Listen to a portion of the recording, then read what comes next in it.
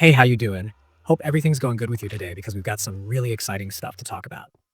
So, Minecraft has got another update, version 1.029, and honestly, it's one of those updates that feels small at first glance, but once you start looking into all the changes and additions, you realize it's actually pretty massive. The kind of update that adds new tools, new mechanics, some fixes that people have been wanting for ages, and of course, a few surprises that make the whole game feel fresh again. If you've been playing Minecraft for years, you know exactly how these moments go. You think you know everything about the game, and then boom, Mojang throws something new in that changes the way you think about building, crafting, or even just exploring your world. So let's talk about what's new in this patch. The first big thing that everyone's been talking about is copper. Copper has always been in the game, but before this update, it didn't really have that many uses, right? You could craft lightning rods, a spyglass, and then you had those copper blocks that oxidized over time, which was cool for builders who wanted that weathered look. But for most players, copper would just pile up in chests because you didn't have much reason to use it. Update 1.029 changes that completely. Now we've got copper chests, copper armor, copper tools, even copper decorations, and the brand new Copper Golem, which feels like a feature that fans have been dreaming about for ages. This suddenly takes copper from being a sort of useless ore into something that's actually central to gameplay. Now let's talk about copper chests first, because these are way more interesting than they sound on paper. A chest is a chest, right? You put your items in and that's it. But copper chests come with variations, and they connect to the new Copper Golem mechanic. You can make waxed versions, you can let them oxidize, and that actually changes the look over time. Imagine having a storage room where all your chests start out bright and shiny, but slowly turn that bluish green oxidized color. That makes storage rooms more alive, almost like they have a personality. And when you connect them with a copper golem, you can actually set up item sorting systems that feel way more intuitive. That's a huge deal for players who love organizing resources, especially on survival servers where chest monsters can take over your whole base. And speaking of copper golems, this is one of those features that has been teased before, even suggested in old Minecraft mob votes, but never actually made it into the game until now. The golem itself is kind of like a helper.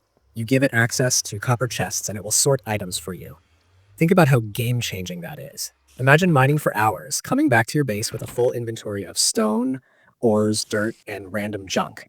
Instead of standing around for 10 minutes trying to drag everything into the right chest, you can just drop it off in one place and let your little copper buddy handle the rest. That makes base management feel less like a chore and more like part of the fun. But, of course, it's not invincible. It oxidizes too. Over time, just if you don't take care of it, it turns into a statue. Which sounds kind of sad, right? But at the same time, it adds strategy. Do you keep using the golem until it freezes up, or do you wax it to preserve it longer? It gives you choices, and that's what keeps Minecraft interesting. Copper equipment is another addition that feels really balanced. It sits somewhere between stone and iron, so it's not overpowered. You're not going to throw away your diamond or netherite tools anytime soon, but copper gear gives newer players a stepping stone that feels satisfying. Early game progression has always been about rushing to iron as quickly as possible, because stone just doesn't cut it for long. With copper armor and weapons, you now have a reason to actually mine copper early on, because it buys you some protection and some durability before you get iron. And I like that balance, because it doesn't break the game for veterans, but it gives beginners a smoother curve when they're just starting out. Plus, copper gear can be smelted back into nuggets, so nothing goes to waste. But this update isn't just about utility. Mojang also gave builders a bunch of new toys with copper decorations. You've got copper torches, copper lanterns, copper chains, and copper bars. These all oxidize just like the blocks do, which means if you want a rustic medieval look, you can just let time do the work for you. Or if you're the kind of person who wants everything to stay shiny, you can wax them and keep that fresh, polished glow forever. And you know how people love detailing builds with chains and lanterns? Now you've got more colors and textures to play with, which instantly expands creative options. Another cool feature that flew under the radar is the shelf block. At first, you might think it's just another storage block, but it's actually way more interactive. You can place up to 3 item stacks on it, and it's visible. That means you can actually display your gear, potions, or whatever else you want instead of hiding everything in a chest. It also interacts with redstone, which opens up possibilities for hidden doors or traps that trigger when you put or remove items. Imagine having a secret base that only opens when you place 3 emeralds on a shelf or a trap that activates when someone steals the wrong item. That's exactly the kind of block that builders and redstone engineers are going to go crazy with. And of course, this wouldn't be a Minecraft update without a bunch of fixes and improvements. One of the biggest ones is the fire behavior changes. Before, certain blocks like top slabs and wood stairs wouldn't catch fire properly in certain situations. Now they behave more consistently, which makes TNT traps and fire spreads way more reliable. Then there's the water placement bug, where water would get stuck if you tried to put it on blocks with other attachments like buttons. That's been fixed, so water behaves the way you'd expect it to. They also worked on entity spawning, so mobs and players won't get stuck halfway outside Nether portals anymore. And one fix that people have wanted forever is the Ender Dragon's death sequence. It used to freeze up before generating the portal sometimes, and now that's finally been smoothed out. Even little things like blending between legacy chunks and new chunks got improved. If you've ever upgraded an old world into a new version of Minecraft, you know how awkward it looks when a perfectly flat biome suddenly meets a new one that has different terrain generation. This update works on smoothing that out so your old builds don't look like they're sitting on the edge of a cut and paste map. Performance and UI got touched up too, making the game feel more stable overall. What I really love about this update is how it balances practical features with fun ones. On the practical side, we've got fixes, improvements to fire, water, portals, and the dragon fight. On the fun side, we've got shelves, copper golems, copper decorations, and copper equipment. It feels like Mojang is thinking about both kinds of players.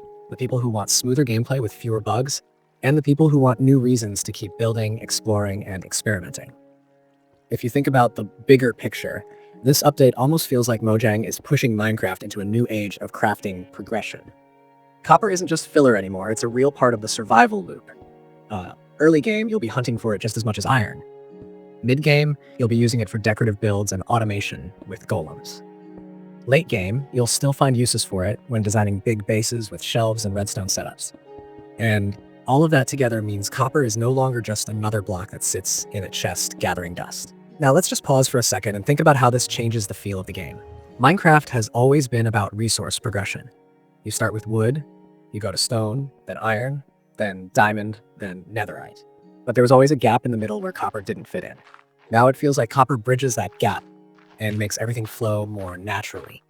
It also makes mining feel more rewarding.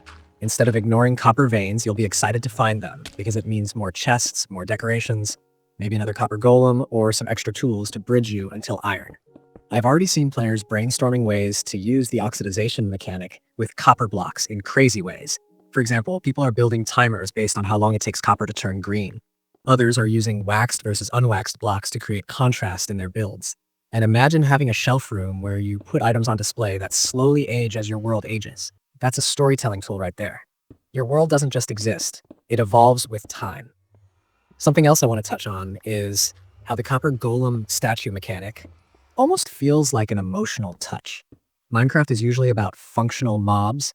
They either help you, they try to kill you, or they're just neutral background animals. The copper golem has this almost tragic arc where you use it, it helps you, but eventually it freezes up unless you maintain it.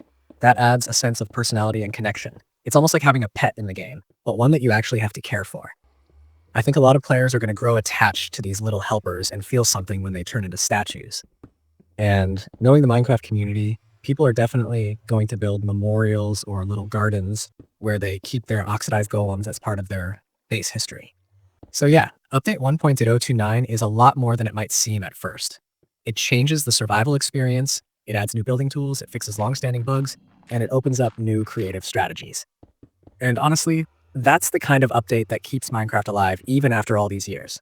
Every time they add a feature like this, it reminds you why Minecraft is still one of the best sandbox games ever made. It's not about completely overhauling the game, it's about giving you more ways to play, more ways to tell your story, and more reasons to load up your world and keep exploring.